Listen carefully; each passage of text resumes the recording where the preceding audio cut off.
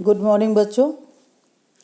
आज तुम्हें हिंदी की क्लास में मैं चैप्टर नंबर 11 चंद्र गहना से लौटती बेर इस कविता का अर्थ समझाने जा रही हूँ। प्रस्तुत कविता में कवि का प्रकृति के प्रति गहरा अनुराग व्यक्त हुआ है। वह चंद्र गहना नामक स्थान से लौट रहे हैं। लौटते हुए रास्ते में खेत खलिहान को देखकर उनका किसान मन उसे देख करके बहुत प्रसन्न हो जाता है। तो कवि ने खेत और खेत में लगी हुई फसल को देखकर अपनी जो भावनाएं लिखी हैं वो इस कविता चंद्र गहना से लौटती बेर में तुम देखोगे। देख आया चंद्र गहना, देखता हूँ दृश्य अब में, मेड़ पर इस खेत को बैठा अकेला, एक बीते के बराबर ये हरा ठिकना चना, बांधे मुरैठा शीश पर छोटे गुलाबी फूल का, सज कर खड़ा है पास ही मिलकर उगी है, बीच में अलसी हटीली, देह की पतली कमर की है लचीली, नीले फूले फूल को सिर पर चढ़ा, कह रही है जो छुए ये दूं हृदय का दान उसको।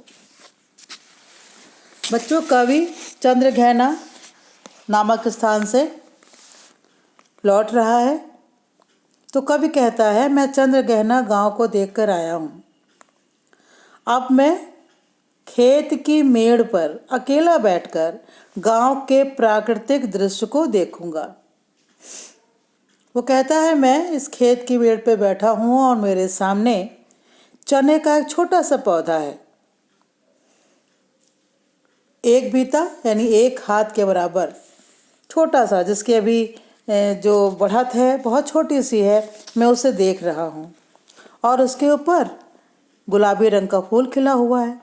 उस छोटे से पौधे को देखकर ऐसा लगता है मानो उसने अपने सिर पर गुलाबी रंग की पगड़ी बांध रखी है।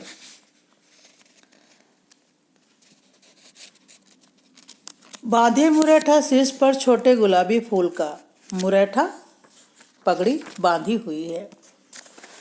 फिर कहता, पास ही मिलकर उगी है बीच में अलसी हटीली। जहाँ चने का छोटा सा पेड़ है उसी के पास अलसी भी उगाई है। अलसी भी एक तरीके की फसल है बेटा। तो उसने हठपूर्वक, हठीली क्यों कहा, अलसी को लोग कम बोते हैं। आजकल तो लोग, डॉक्टर्स कहते हैं अलसी खाना बहुत फ़ायदेमंद है तो लोग उसे खाने लगे, नहीं तो पहले ये इसे कोई बोता नहीं था, ये अपने आप खेतों में उगाती थी। इसीलिए कवि ने उसे हठीली, जिद्दी कहा है कि इसे बोया नहीं गया, बोया तो चने को गया था लेकिन ये बीच में निकल आई है, ये बड़ी जिद्दी अलसी है। देह की पतली कमर की है नचीली, बिल्कुल दुबली पतली है, डंडी ऐसी है जैसे किसी की पतली सी कमर हो। नीले फूले फूल को सिर पर चढ़ा, इसके ऊपर जो फूल खिल रहे हैं वो नीले रंग के हैं। तो ऐसा लगता है कह रही है जो छुए ये दूं हृदय का दान उसको। चने के लिए कवि ने कहा कि चना का पौधा गुलाबी रंग का पगड़ी, गुलाबी रंग की पगड़ी बांधे हुए है और इसको देख के तो ऐसा लग रहा है कि ये नीले रंग के फूल वाली जो अलसी है वो कह रही है जो भी मुझसे प्रेम की भावना व्यक्त करेगा मैं भी उसी के प्रति प्रेम की भावना व्यक्त करूंगी। हृदय का दान देना, मैं भी उससे प्रेम करूंगी। और सरसों की न पूछो, हो गई सबसे सयानी। कवि कहता है कि सरसों के बारे में बात मत करो, उसको तो देख के लगता है कि वो सबसे बड़ी हो गई है। सरसों के पौधे बड़े हैं हाइट में, चना छोटा है, तो सरसों के उन्होंने कहा कि सरसों बड़ी ही बुद्धिमान हो गई है।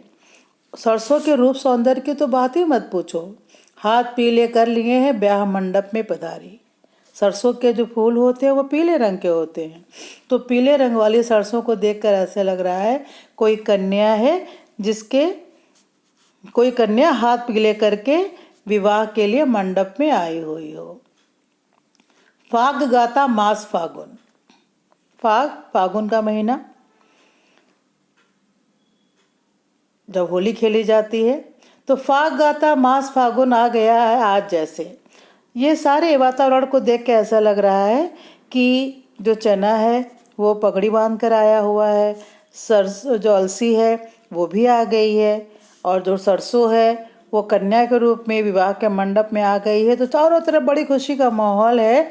तो इस खुशी के मौके पर फाग का महीना फाग गा रहा है, यानी होली के गीत गा रहा है, प्रसन्नता के गीत गा रहा है। फागुन, होली मार्च को कहते हैं। ऐसा लग रहा है कि खुशी के गीत गाता हुआ फागुन का महीना आ गया हो। देखता हूँ मैं स्वयंवर हो रहा है, प्रकृति का अनुराग अंचल हिल रहा है। इस विजन में दूर व्यापारिक नगर से प्रेम की प्रिय भूमि उपजाऊ अधिक है, और पैरों के तले है एक पोखर, उठ रही उसमें लहरियाँ। नील तल में जो उगी है घास भूरी, ले रही वह भी लहरियाँ।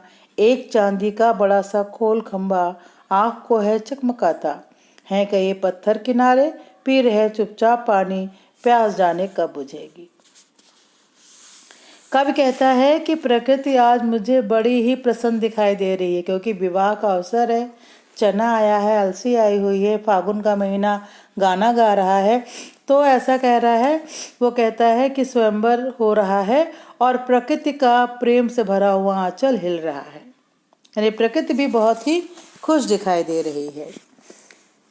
प्रकृति के स्वाभाविक प्रेम को देखकर कवि सोचता है कि यहाँ से दूर अगर हम व्यापारिक नगर की ओर देखें तो ऐसा लगता है कि इस निर्जन की भूमि अधिक उपजाऊ है, अर्थात इस प्राकृतिक वातावरण में स्वाभाविक प्रेम है, गांव की धरती पर वास्तविक प्रेम है। लेकिन जो नगर में रहने वाले लोग हैं, नगर का जो जीवन है, वहाँ के लोगों के मन में स्वार्थ ज़्यादा भरा हुआ है, आपस में कोई प्रेम भाव नहीं है, जबकि गांव में ये प्रेम भाव बहुत दिखाई देता है। कवि कहता है कि नील तल में जहाँ मैं बैठा हुआ हूँ, उस स्थान पर मेरे पैरों के नीचे पानी का तालाब है, और पैरों के तले है एक पोखर, पोखर मतलब तालाब, उठ रही उसमें लहरियाँ। जैसे जैसे हवा चल रही है तो तालाब के पानी में भी लहरें उठ रही हैं। नील तल में जो उगी है घास भूरी, उस तालाब के नीले तल में भूरे रंग की घास उगी हुई दिखाई दे रही है, ले रहे वो अभी लहरियाँ। जैसे जैसे पानी की लहरें हिल रही हैं तो पानी के अंदर जो घास है वो भी हिलती हुई दिखाई दे रही है। एक चांदी का बड़ा सा गोल खंबा, पानी पर सूर्य की छाया पड़ रही है, जो देखने में एक लंबे खंबे के जैसे दिखाई देती है। हैं कई पत्थर किनारे, पी रहे चुपचाप पानी, प्यास जाने कब बुझेगी। पानी पर सूर्य की छाया पड़ रही है, जो देखने में एक लंबे खंबे से दिखाई दे रही है। वो छाया ऐसी दिख रही है मानो चांदी का गोल खंबा हो, और उसकी चमक इतनी अधिक है कि आंखें भी चौंधिया रही, यानी इसको देखने में चमक सी उठ रही है। और उसी के पास कुछ पत्थर भी पड़े हुए हैं। चुपचाप पड़े हुए पत्थरों को देखकर कवि कल्पना करता है कि मानो ये पत्थर पानी पी रहे हैं, जल को छूते हुए ये पत्थर मानो पानी पी रहे हैं। कवि सोचता है इन पत्थरों की प्यास जाने कब बुझेगी, ये कब तक यहाँ पर पानी पीते रहेंगे। चुप खड़ा बगुला डुबाए टांग जल में, देखते ही मीन चंचल ध्यान निद्रा त्यागता है, चट दबाकर चोंच में नीले गले के डालता है। एक काले माथ वाली चतुर चिड़िया श्वेत पंखों के झपाटे मार फौरन टूट पड़ती है भरे जल के हृदय पर।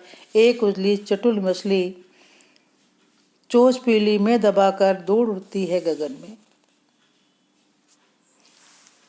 कवि कहता है कि इसी तालाब के किनारे, जिस तालाब के अंदर घास लहरा रही है, जिसमें सूर्य की परछाई चांदी के खंभे की तरह दिखाई दे रही है, जहाँ किनारे पड़े हुए पत्थर ऐसा लग रहा है पानी पी रहे हैं, वहीं पर एक बगुला भी है, एक टांग जल में डुबोकर ध्यानमग्न स्थिति में खड़ा हुआ है।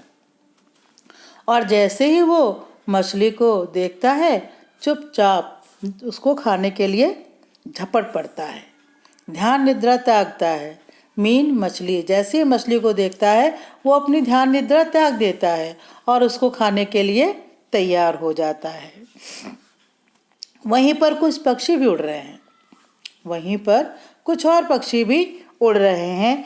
काले सिर वाली चिड़िया जल में तैरती मछली को झट से पकड़कर अपने पंखों की सहायता से अपनी पीली चोंच में दबाकर नीले गगन में दूर कहीं उड़ जाती है। एक उजली चटुल मछली चोंच पीली में दबाकर दूर उड़ती है गगन में। जो श्वेत पंखों वाला है बगुला, वो तो जैसे ही देखता है कोई मछली है, अपनी ध्यान निद्रा को छोड़ देता है, झट से उसे पकड़ खा लेता है। वहीं कुछ पक्षी उड़ रहे हैं। काले सिर वाली एक चिड़िया है, जैसे ही मछली को तैरता हुआ देखती है, अपने पंखों की सहायता से, उसकी चोंच पीली है, उसको पकड़ लेती है और दूर आकाश में कहीं उड़ जाती है। और यहीं से भूमि ऊंची है जहाँ से रेल की पटरी गई है। ट्रेन का टाइम नहीं है, मैं यहाँ स्वच्छंद हूँ, जाना नहीं है। चित्रकूट की अनगढ़ चौड़ी कम ऊंची ऊंची पहाड़ियाँ दूर दिशाओं तक फैली है। बांझ भूमि पर इधर उधर रीवा के पेड़ कांटेदार कुरूप खड़े हैं। कवि कहता है कि जिस स्थान पर मैं बैठा हूँ और प्रकृति को देख रहा हूँ, वहाँ से सामने की तरफ धरती ऊंची दिखाई दे रही है। वहीं से रेल की पटरी भी जाती हुई दिख रही है। अभी किसी ट्रेन के आने का समय नहीं है। कवि उस स्थान से जाने की जल्दी में भी नहीं है, वो भी पूर्ण रूप से स्वतंत्र है, बैठा हुआ है वहाँ पर। कवि अपने सामने चित्रकूट की ऊंची नीची टेढ़ी मेढ़ी कम ऊंची पहाड़ियों को देख रहा है, बंजर भूमि को देख रहा है और कांटेदार कुरूप पेड़ जो खड़े हुए हैं, तो बंजर भूमि पर रीवा के कांटेदार कुरूप पेड़ों को भी वो देख रहा है। सुन पड़ता है मीठा मीठा रस टपकाता, सुग्गे का स्वर टे टे टे टे। सुन पड़ता है बनस्थली का हृदय चीरता, उठता गिरता सारस का स्वर टिरटो टिरटो। मन होता है उड़ जाऊं मैं पर फैलाए सारस के संग, जहाँ जुगल जोड़ी रहती है हरे खेत में, सच्ची प्रेम कहानी सुन लूं चुप्पे चुप्पे। कभी कहता है कि मैं यहाँ बैठा हुआ हूँ, जहाँ पर मैं कभी बगले को देखता हूँ तो कभी पीले सिर वाली चिड़िया को देखता हूँ, कभी बंजर भूमि के ऊपर खड़े हुए कांटे करूप पौधों को देखता हूँ, कभी ऊंची नीची पहाड़ियों को देखता हूँ और कभी मुझे सुग्गे यानी तोते का स्वर टे के रूप में मीठा मीठा रस टपकाता हुआ मेरे कानों में पड़ता है। ऐसा लगता है कि सारे जंगल में जो खामोशी छाई हुई है, उसको समाप्त करता हुआ सारस का जो स्वर है टरंटो टरंटो, वो भी गूंज रहा है। कभी तोते की आवाज़ टे टे तो कभी सारस की आवाज़ टरंटो टरंटो। तो इस तरह से जंगल के सन्नाटे को चिड़ियों की जो आवाज़ है वो समाप्त करती है। सारस का स्वर कभी ऊंचा हो जाता है और कभी धीमा हो जाता है। इस आवाज़ को सुनकर कवि का मन करता है कि वह भी कहीं चला जाए, जहाँ सारस का जोड़ा बैठा है और एक दूसरे के प्रति प्रेम की भावना व्यक्त कर रहा है। उसी हरे खेत में वो भी जाए और बैठ जाए और चुपचाप उनकी प्रेम कहानी को सुन ले। तो बच्चों, कवि ने इस कविता में गांव के सुंदर दृश्य को व्यक्त किया है। वो स्वयं किसान है, उसका किसान मन जागा हुआ है। वो खेत की मेड़ पर अकेला बैठ जाता है, खेत की सुंदरता को देखने लगता है। खेत में चने के छोटे छोटे पौधे हैं जिन पे गुलाबी रंग के फूल हैं। उसे लगता है मानो कोई दूल्हा है जो पगड़ी बांध के खड़ा हुआ है। फिर उसे अलसी दिखाई देती है। उसे लगता है अलसी बड़ी जिद्दी है, इसे कोई बोए या ना बोए ये तो खेतों में आ ही जाती है। और मानो वो नीले फूल वाली अलसी सबसे कह रही है कि जो मुझसे प्रेम करेगा मैं भी उससे प्रेम करूँगी। सरसों के जो फूल खिले हुए हैं उनको देख के कवि कल्पना करता है मानो कोई कन्या हो जिसका विवाह होने वाला है और वो विवाह के मंडप में आई हुई है। ऐसा लगता है प्रकृति का स्वयंवर हो रहा है। फिर कवि कहता है तालाब में सूर्य की किरणों की परछाई जो पड़ रही है वो चांदी के गोल खंभों के समान दिखाई देती है। वहीं तालाब के किनारे पड़े हुए पत्थर ऐसे लगते हैं मानो चुपचाप पानी पी रहे हैं, पता नहीं उनकी ये प्यास कब तक बुझेगी। वहीं पर उसे बगुले भी दिखाई देते हैं जो ध्यान मग्न होकर मछली की तलाश में है। जैसे ही मछली दिखाई देती है चट से उनको पकड़ के खा लेते हैं। वहीं पर पीले माथ वाली एक चिड़िया भी उड़ती दिखाई देती है जो उड़ते उड़ते मछलियों को पकड़ती और लेकर के चल देती है। चित्रकूट की वहाँ पर ऊंची नीची टेढ़ी मेढ़ी पहाड़ियाँ हैं जिन पर रीवा के कांटेदार पेड़ खड़े हुए हैं। कहीं पर उसे तोते का मीठा मीठा टे टे स्वर सुनाई देता है तो कहीं सारस के टिरंटो टिरंटो सुनाई देता है। उसे लगता है कि वो भी इन्हीं पक्षियों के साथ आकाश में उड़े और उनकी प्रेम कहानी को सुने। तो बच्चों, आज मैंने तुम्हें चंद्रग्रहण से लौटती बेर इस पाठ का सारांश और साथ ही साथ इसकी व्याख्या प्रत्येक व्यक्ति की तुम्हें सुनाई है। उम्मीद है तुम्हें इस पाठ से जुड़ी हुई जो बातें हैं, प्रकृति का जो सुंदर चित्रण है, मानवीकरण है, वो तुम्हें समझ में आया हुआ होगा।